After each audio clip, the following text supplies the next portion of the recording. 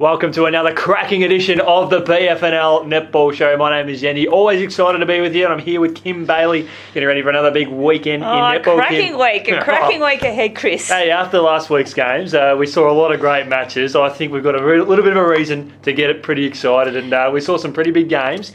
But I'm going to start with one of the big ones you're really keen to pump up. It's Bacchus Marsh's big win over East Point. How big is this in the context of the competition? Yeah, fantastic. You know, we sort of touched on a little bit that Bacchus Marsh could cause a bit of an upset, and they have.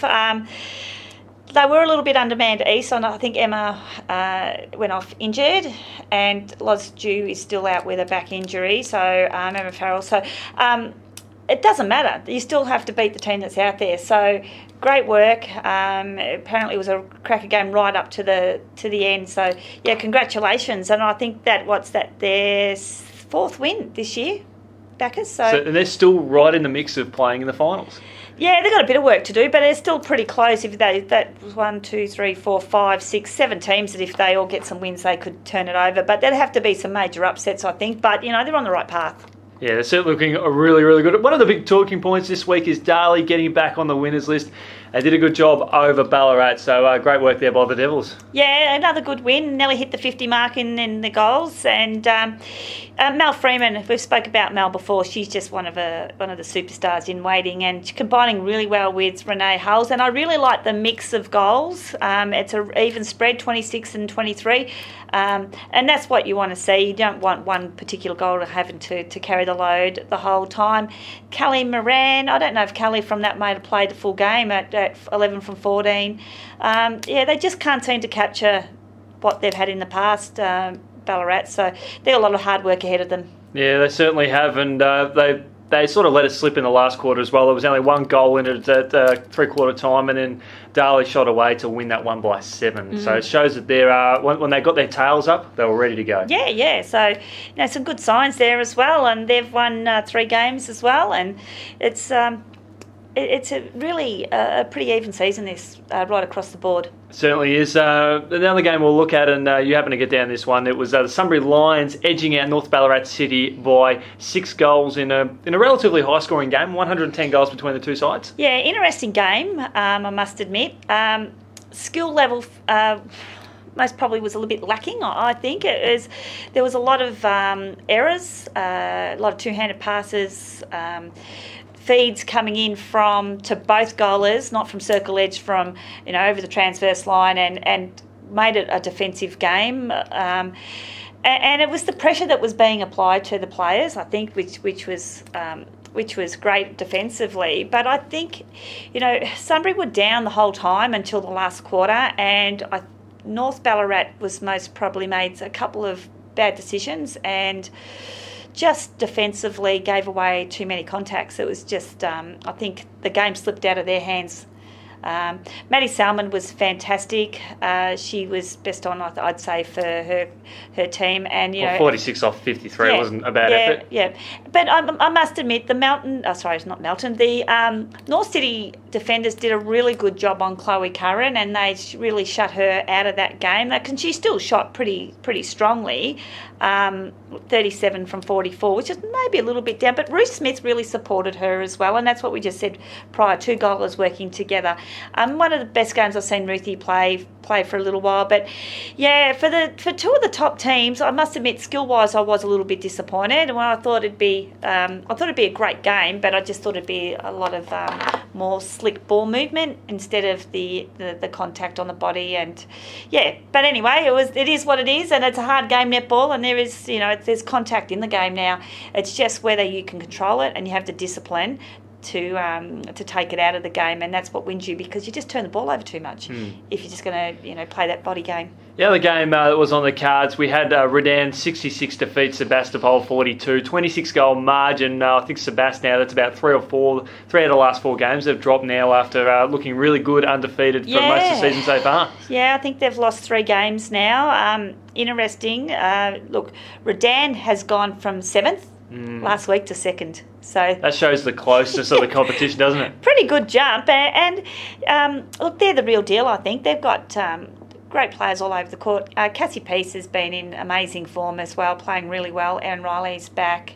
playing really good netball after that injured hand. Liv Jorgensen. Liv's very young and still a little bit inexperienced, but she's standing up to these more experienced defenders at the moment. So, that combination with her and Ruby Perry are really working well together. So, yeah, look, you could just throw a blanket over. A couple of times I've seen Sunbury now. They're still the team that outscores everyone. 559 goals. There's no one. The closest one to them, I think, after that is 396. And I think they're the second best defensive team or third best defensive team. So they're still most probably the front runners. What are they? 12 points, 3 games clear of anyone else going into the bye. They're doing a pretty handy job at this stage. Yeah. And an intriguing thing is that we've got 8 teams fighting for 6 spots, and we've had that for recent weeks as well. And we're probably expecting with results to maybe continue the closest to the competition with that buffer, with 2 teams unfortunately having to miss out at come the business end of the season. Yeah. Well, who can put the game on the court that day? Who's going to get in? Yeah. Who's just, you can just have one of those games and just click and everything works well for you, and then you can just have a game where it could be just the luck of the draw because they're all so even. Even Mountain South, on their day, if they've got all their team in, they can cause an upset, and we've seen backers can do it. So they'd most probably. I don't think the top 6 will change. I think they'll most probably be it. I think that's the top 6, but I think positions could change. But with Mountain South are the ones that could take a spot, I think. Yeah, they certainly could. Given that they've got they've got one of arguably the best goal shooter in the competition in their side. Yeah, she's a gun bet call. We spoke about her before. She's just the complete package for a shooter. She holds well, she can move, but Chloe Curran's there as well. You've got Jetta Hurd, who's a great shooter when she's playing as well. Yes, I think she might be back. Sash McDonald, she's an Australian under-17 player. So we're really lucky to have the amount of goalers that we do. Kelly Moran as well, the McCartans, Gina McCartan. We've got all these girls that can shoot. So we're lucky. Yeah, we've got a plethora of them. Can I draw a little bit of a football comparison here with the current state of the BFNL football? So we look at Beck Caldwell, who is arguably one of the best shooters in the comp for accuracy, and then you cross their football team, Brendan Favola, who is an absolute superstar in his own right. It's still while both teams are still in the middle of the range, slipping around the sort of the 5 to 7 mark. It doesn't matter if you've got the best shooter or the best goal kicker in the competition, arguably. It's still what happens further up the court. If you can't get the ball to them, then, yeah. And what happens when you can't get the ball to them effectively down the court or on circle edge, you start to throw those big passes from, past the transverse line, half court, and then that gives the defenders an opportunity just to come in and sweep through and take the intercept. So, yeah, you've got to have that support network. And, you look at the teams like Redan and Sunbury, they've got the strength right down the court. Ash Hardy's had a great season. Taryn Munro through the middle of Redan. They've got Ruby Parry linking and Cassie Pace and all these girls that link right through. Emma Inverarity, I got it right. So they're really strong. North's the same. They've got Sarah Milton who links through Stacey. The thing with Mountain South is that they're so young. That'll come, but they're just young and they'll work it out. Yep, they're certainly on the right track anyway, right across the board. We'll turn our attention to this week's games, and we've got some really good games coming up on the cards, and I like the one down the bottom half of the ladder. We've got Bacchus Marsh in 8th and Ballarat in 10th. It's always interesting when you see the two sides sort of down the bottom half of the ladder because anyone can win, and given the closest of the season, one victory can throw them straight back into the mix. Defining game for Bacchus. If they want to compete for finals, they have to win that, and I think that'll be really on their minds. Ballarat... Yeah, look, I spoke about them. It's probably their most disappointing season because I thought they would bounce back a bit better. They've been on the edge for a little while of being a good team or being outside the top 6. I think Bacchus have got the momentum. I'm going to go for them, Chris. I'm going to hope that Ballarat can turn things around here. They got close enough to Dahlia last week, going down by 6 goals. There's only 1 goal in a 3/4 time. So I'm thinking maybe that'll be enough. They can look at that last quarter and go, we don't want a repeat of that.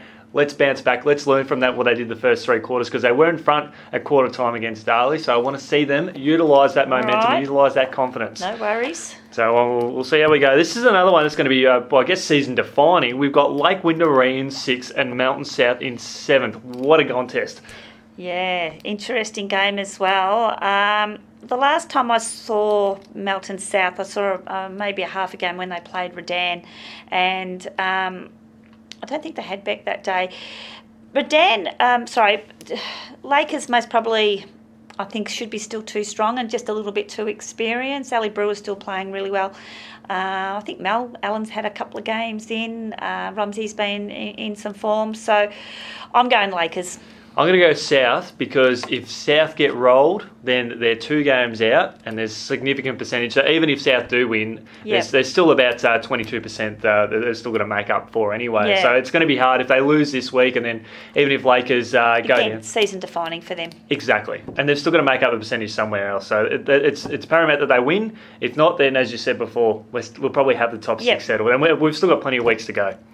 The next game we'll look at is Melton versus East Point. We've got 11th versus 4th. Yeah, look, I don't know. I think Lauren Dew won't play this week. She didn't play Sovereigns this week. Still waiting for some results on a back injury, which is a real shame because she's one of our great players of our league if we don't get her back this year. I'm not sure how Emma Farrell is travelling as well, but I think the depth, they've got enough depth East, and we know that Melton have been struggling this team this year. They just haven't got the shooting capacity. 210 goals for the whole season. I think that's where the issue lies. But I'm going to have to go with East. East Point win. They'll be right in the mix of the top 3 because they're currently sitting in 4th position and they're one of 4 clubs with 24 points. Massive game for the context of the season here again. It just seems to be a common theme at the moment. North Ballarat City in 3rd, take on Sebass in 5th.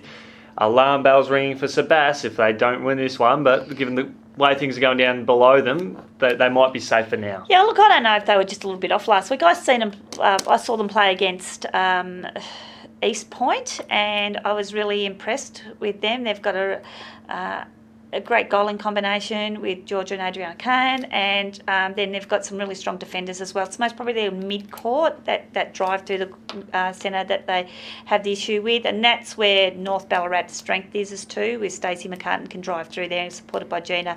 Then we have the girls bringing it out of defence, Emma Church, and linking into Maddie Salman, and I'm not sure if Sasha's back, but they've got a swing player there as well, Laura McDonald, who can virtually play any position, and that's really valuable for them.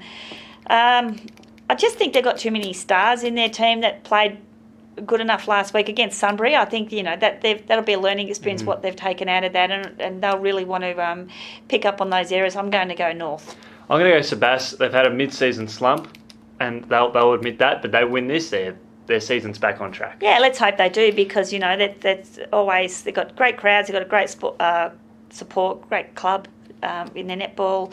So let's hope that they can read back, but I think it's going to be a big task for them. Yeah, no arguments there. Last one, we've got to look at Redan in 2nd spot versus Darley in 9th, and Redan trekking along nicely. Yeah, they're the form team at the moment, I think, for Dan, and they only tend to really push Sunbury this year. They got the draw a few weeks back, so and they always have been. Those 2 teams just seem to match up really well on each other, and height-wise as well. They're quite a tall team when you have a look at them.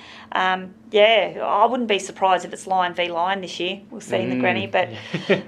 I don't know.